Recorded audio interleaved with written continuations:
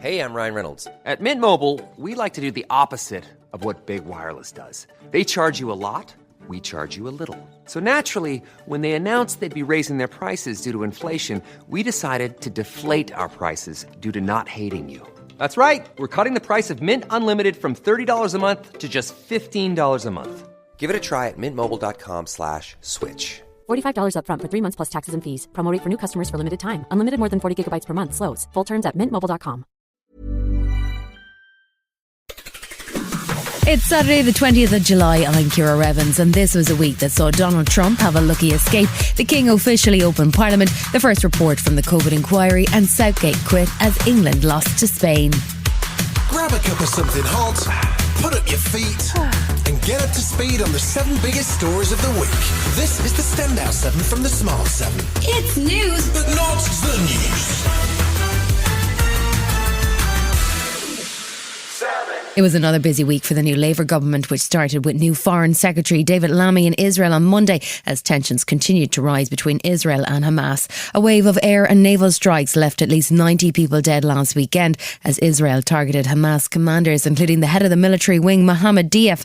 And the strikes and civilian deaths put the fragile ceasefire talks at risk. Negotiations were continuing in Qatar, and David Lammy was calling for a speedy conclusion to the talks. I hope that we see a hostage deal emerge in the coming days, and I am using all diplomatic efforts pressing for that hostage deal. I hope too that we see a ceasefire soon. The Foreign Secretary also met with Israeli PM Netanyahu and with Israeli President Isaac Herzog. The President was keen to emphasise that Israel's first priority is the hostages still being held by Hamas. First and foremost, the underlying interest is to bring our hostages back home.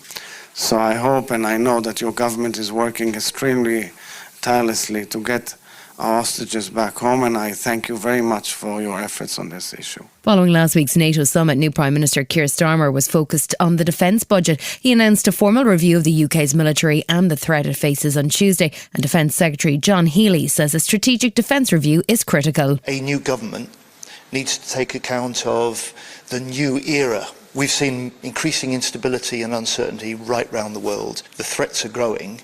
In those circumstances, it's right we take a look at the threats, the capabilities we need, the state of our armed forces. King Charles and Queen Camilla travelled to Westminster on Wednesday to formally open Parliament for the first session of the new Labour government. Apart from all the pomp and ceremony, the speech laid out a huge number of proposed bills, 40 in total, which aim primarily to drive economic growth. It was clear that the tone and approach from Labour will be different, with a focus on tackling the ongoing inflation-driven economic crisis. My government will seek a new partnership with both business and working people and help the country move on from the recent cost of living challenges. Proposed bills included the nationalisation of railways, an employment rights bill that will see an end to zero-hour contracts, and to set up Great British Energy. There was also a focus on planning reform and home building, and a duty to consult the Office of Budgetary Responsibility before making major tax changes, which sparked a complaint from Liz Truss. Interestingly, the new government has also adopted one of Rishi's proposed bills, namely the smoking ban. But there were definitely some elements that would never have been heard from a Tory government. My government will seek to reset the relationship with European partners and work to improve the United Kingdom's trade and investment relationship with the European Union. Once King Charles had departed, it was business as usual in the Commons, although new leader of the opposition, Rishi Sunak, was a changed man at the other side of the dispatch box. He seemed visibly relieved to no longer be Prime Minister, and even had words of advice for the new Labour arrivals. You might end up being called to the highest office, and before you know it, you have a bright future behind you, and you are left wondering whether you can credibly be an elder statesman at the age of 44. One of the items not in the King's speech was the controversial two-child benefit cap, with PM Starmer proposing a new cross-party task force on child poverty to review the issue. Stephen Flynn of the SNP was unimpressed. I'm dismayed by this position from the Labour Party that they want this to happen, but they're not going to do it. They're in government now, and they need to realise that the consequences of this inaction is going to be increased child poverty. Meanwhile, the newly enlarged Lib Dems underserved Chancellor Ed Davey were focused on the plan to start building houses on the nation's green belt, with Munira Wilson criticising the plan on the Today Show. Liberal Democrats have said we shouldn't be building on our green belt. We think you need to start with brownfield sites. We could build 1.2 million homes on brownfield sites across the country. Thursday saw Keir Starmer host 45 leaders at a European political community summit at Churchill's former residence, Bellingham Palace. Starmer opened the event and reiterated the UK's support for Ukraine as one of the key priorities for Europe. Our first task here today is to confirm our steadfast support for Ukraine, to unite once again behind those values that we cherish, and to say we will face down aggression on this continent together. Ukrainian President Zelensky spoke and was keen to shore up relations with European partners as concern grows in Ukraine about what might happen if Donald Trump wins the American election. We have maintained unity in Europe, which means that Putin has missed his primary target. He has failed to create division in Europe. Starmer also announced a new approach to migration, announcing £84 million of funding for projects across Africa and the Middle East, designed to help ease the issues that create so many refugees. He also pledges closer cooperation with European allies and a focus on tackling criminal gangs. Home Secretary Yvette Cooper says it's important that Europe works together. There's a real warmth here at Blenheim, not just from the sunshine. This is about resetting the UK's relationship with our nearest neighbours.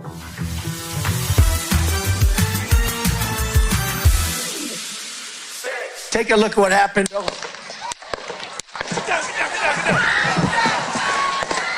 There was chaos in the US last Saturday evening after former President Donald Trump was shot in the ear during an attempted assassination at a campaign rally in Pennsylvania. One spectator was killed and 2 others critically injured in the shooting. The gunman who was shot dead at the scene has been named as 20-year-old Thomas Matthew Crooks, a registered Republican who lived and worked in nearby Bethel Park. Donald Trump thanked law enforcement for their quick response in a Truth Social post on Saturday night, while current President Biden condemned the violence in a live broadcast from the Oval Office on Sunday night. We must not go down this road in America. We've traveled before throughout our history. Violence has never been the answer. There is no place in America for this kind of violence, for any violence ever. Period. No exceptions. And Republican pollster Frank Luntz says that the incident will likely bring a few more voters to the polls. This is going to have an impact not on who people support, but on their likelihood of getting out and actually participating. I think you're going to see a 1 or 2% addition to Donald Trump's vote, particularly in the state that this happened. It's a critical swing state. Donald Trump didn't let the failed assassination attempt on him on Saturday slow down his momentum. He travelled to Milwaukee on Monday for the opening day of the Republican convention, at which he received a rapturous applause when he appeared on stage with a bandaged ear. Trump finally announced his vice presidential pick, a man who once described him as America's Hitler, 39-year-old Ohio junior Senator J.D. Vance. Earlier on Monday, Trump got a gift from Judge Aileen Cannon, who's presiding over the much-delayed case of the classified documents discovered in Mar-a-Lago. She decided on Monday to drop the case entirely as she felt the special prosecutor Jack Smith was improperly appointed, something that had been telegraphed by Trump favourite Clarence Thomas on the Supreme Court. The ruling will be appealed, but it's a huge boost for Trump, and MSNBC's legal analyst Lisa Rubin says the decision makes no sense. Not only have 2 other circuits already ruled on this issue, but she herself questioned Trump's lawyers about whether or not Jack Smith was legitimately an inferior officer. Meanwhile, in his first interview since the shooting, President Biden was busy defending his recent comments that Trump needed to be put in the bullseye. I'm not the guy that said, I want to be a dictator on day one. I'm not the guy that refused to accept the outcome of the election. I'm not the guy who said that won't accept the outcome of this election automatically. You can't only love your country when you win. The Republican convention continued in Milwaukee on Tuesday with former rivals Nikki Haley and Ron DeSantis pledging support to Donald Trump. His new vice presidential pick has already proved controversial, not least for remarks at last week's National Conservatism Conference, where he described the UK and Labour as the first Islamist nation to get a nuclear weapon. Clearly, he's been spending time with either Nigel Farage or Liz Truss, but there was widespread condemnation of the remarks in the UK on Tuesday. Shadow Minister for Veteran Affairs Andrew Bowie says there the remarks don't make any sense, but he's not writing off Trump either. I disagree fundamentally with a lot of what the Labour Party stand for, but I disagree fundamentally with the comments by JD Vance. That's not to say that we won't work very closely with him should he be re-elected in November moving forward. Green Party co-leader Carla Denyer was much clearer in calling out the MAGA candidate. It's baldly Islamophobic, and I'm quite shocked and appalled that a senior politician would make comments like that. It's very worrying that the US could end up with a president who's a convicted criminal and a vice president who is more aligned with Russian foreign policy than with supporting Ukraine. A new poll on Wednesday showed that 65% of Democrats now think the 81-year-old Joe Biden should withdraw from the presidential race. And Wednesday saw senior Democrat and Senate candidate Adam Schiff call for the president to step aside. It's reported that Nancy Pelosi and Chuck Schumer have also privately told him that the Democrats can't win with him remaining as the nominee. As if that wasn't enough bad news, he's also tested positive for COVID. Meanwhile, in Milwaukee, the Republican convention continued with their Wednesday theme of immigration, which saw attendees holding up signs with mass deportation now on them. New vice presidential nominee JD Vance addressed the convention in an unremarkable speech where he hit out at Joe Biden and US leaders who have failed and failed again. So tonight, Mr. Chairman, I stand here humbled and I'm overwhelmed with gratitude to say I officially accept your nomination to be Vice President of the United States of America. The US President Joe Biden isolating after contracting COVID, it looks increasingly likely that he may not be the Democrats' nominee by the time their convention rolls around in mid-August. Another new poll, this time from CBS, puts him 5 points behind Trump, and even Barack Obama was suggesting Biden may need to step aside. Meanwhile, Thursday night saw the Republican convention wrap up in Milwaukee. It was supposed to be a calmer, more peaceful event with a focus on unity after Donald's brush with death. But it didn't seem like most of the speakers got the message. Don spoke for over an hour recounting the story of the assassination attempt and saying God was on his side. Then he formally accepted the nomination as the Republican candidate. So tonight, with faith and devotion, I proudly accept your nomination for President of the United States. Thank you.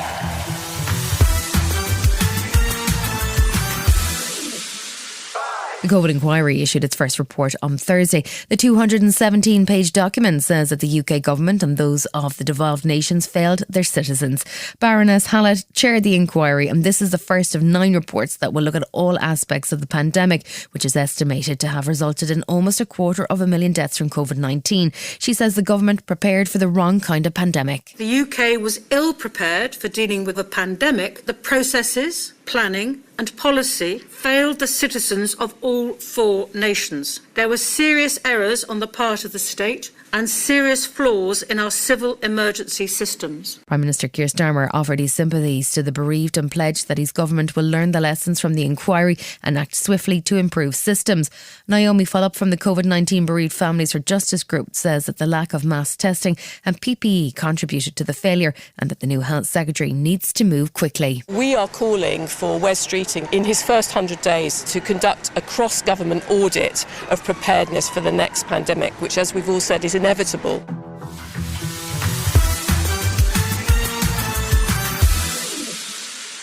Just days after he had a formal visit from new Prime Minister Keir Starmer, Welsh First Minister Vaughan Gething announced he is stepping down from his position on Tuesday.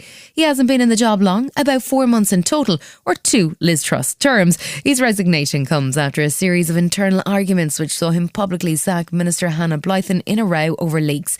There was also controversy over donations and claims that he had deleted messages that should have been kept as public records. 4 members of his cabinet then resigned on Tuesday, which effectively left him no choice, so he made a formal announcement. In 11 years as a minister, I have never made a decision for personal gain. I have never misused my ministerial position. My integrity matters. I have not compromised it. Former First Minister Mark Drakeford said he felt it was the right decision, while the leader of Plaid Cymru, Rian Ap-Iorwerth, says it's time for the people of Wales to make their voices heard. The change of one First Minister, OK, but going through a succession of First Ministers and crucially going through a period where we have so many pressing issues that Vaughan Gething has been unable to get to grips with. Let's put it to the people, ask them what kind of government they want. Still to come in the Standout 7, Southgate bows out after Euro disappointment and tributes paid to 90210 star. Right after this. Ryan Reynolds here for, I guess, my 100th Mint commercial. No, don't. I mean, honestly, when I started this, I thought I only have to do like 4 of these. I mean, it's unlimited premium wireless for $15 a month. How are there still people paying 2 or 3 times that much? I'm sorry, I shouldn't be victim blaming here. Give it a try at mintmobile.com/switch. Whenever you're ready. $45 upfront payment equivalent to $15 per month. New customers on first 3-month plan only. Taxes and fees extra. Speed slower above 40 gigabytes. See details. Welcome back. The case against Alec Baldwin fell apart in spectacular fashion last weekend after new evidence came to light and one special prosecutor found herself on the witness stand. The actor was facing involuntary manslaughter charges and potentially an 18-month prison sentence for the death of cinematographer Helena Hutchins on the set of the film Rust. But he's walking away a free man after it was found police and prosecution deliberately withheld evidence on the source of the live round thought to have killed Helena. Judge Mary Marlowe Sommer dismissed the case after a dramatic week which saw one special prosecutor resign and walk out of court, and another, Carrie Morrissey, called herself up to the witness stand for her role in withholding evidence. Safe to say, Carrie Morrissey wasn't Baldwin's biggest fan. The truth of this matter is you don't like Mr. Baldwin very much, do you? You know, that is absolutely untrue. You told one of the witnesses who disagreed with you during an interview that you thought Mr. Baldwin was a sucker. I do not recall saying that. There was fresh heartbreak for Gareth Southgate's England squad on Sunday night as they lost in Berlin to Spain as the Spanish side became champions of Europe. It was a hard-fought game with royal spectators including Prince William and Prince George alongside new PM Keir Starmer, but an 86th minute goal sealed the Spanish win. It was the second big Spanish win of the day as Carlos Alcaraz successfully retained his Wimbledon men's title in a 3-set victory over Novak Djokovic. Meanwhile, England's 58-year-old wait for men's football to come home continues, and manager Gareth Southgate was still sounding optimistic for the future. I think England are in a really good position in terms of the experiences they've got now, the age of the squad. You know, most of this squad are going to be around not only for the World Cup but the next Euros as well. So, there's a lot to look forward to, but that's not. At this moment, that's not any consolation here. I'm not saying that the England team disappointed a nation, but their plane landed at Stansted on Monday. With the Euros firmly behind us, speculation began about who might be the next England manager if Gareth Southgate can't face the prospect of nearly, but not quite winning the World Cup in 2026.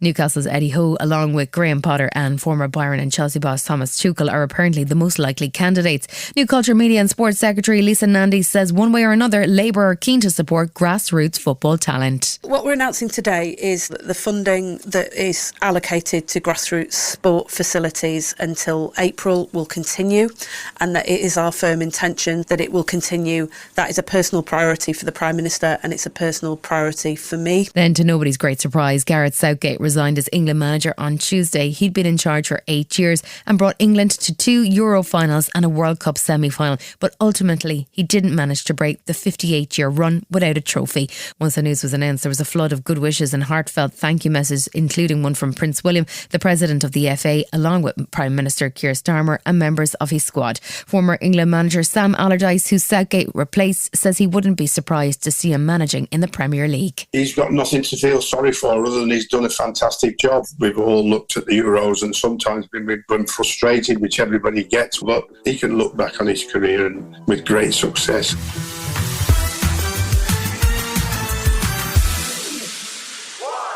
Last weekend saw the death of 3 famous names. American sex therapist and talk show host Dr. Root died at the age of 96, while on Saturday fitness guru Richard Simmons passed away just one day after his 76th birthday. On Sunday, the death was announced of Beverly Hills 90210 actress Shannon Doherty at the age of 53. Following a long battle with cancer. Born in Memphis, Tennessee in 1971, Shannon got her big break at 11 years old when she starred as Jenny Wilder in the popular TV show Little House on the Prairie. She went on to feature in numerous TV shows and films, including as Heather Duke in the dark comedy Heathers. Following her stage 4 cancer diagnosis in 2020, Shannon started a new podcast called Let's Be Clear, where she opened up about her struggles. Here she is talking about her experiences. Rest in peace, Shannon. Obviously, my biggest thing is I just don't want to die too soon because I have a lot to accomplish. My point is, I wish for something different. I wish this wasn't what I was dealing with in life. But then I always have to look at the other side of it and go, well, then what else would you be dealing with? You've been listening to The Smart 7. We'll be back tomorrow at 7 a.m. Hit that follow button and have a great day. Give us 7 minutes and we'll give you the world. The living room is where you make life's most beautiful memories. But your sofa shouldn't be the one remembering them. The new life-resistant, high-performance furniture collection from Ashley is designed to withstand all the spills, slip-ups, and muddy paws that come with the best parts of life. Ashley high-performance sofas and recliners are soft, on-trend, and easy to clean. Shop the high-performance furniture in-store or online at ashley.com. Ashley, for the love of home.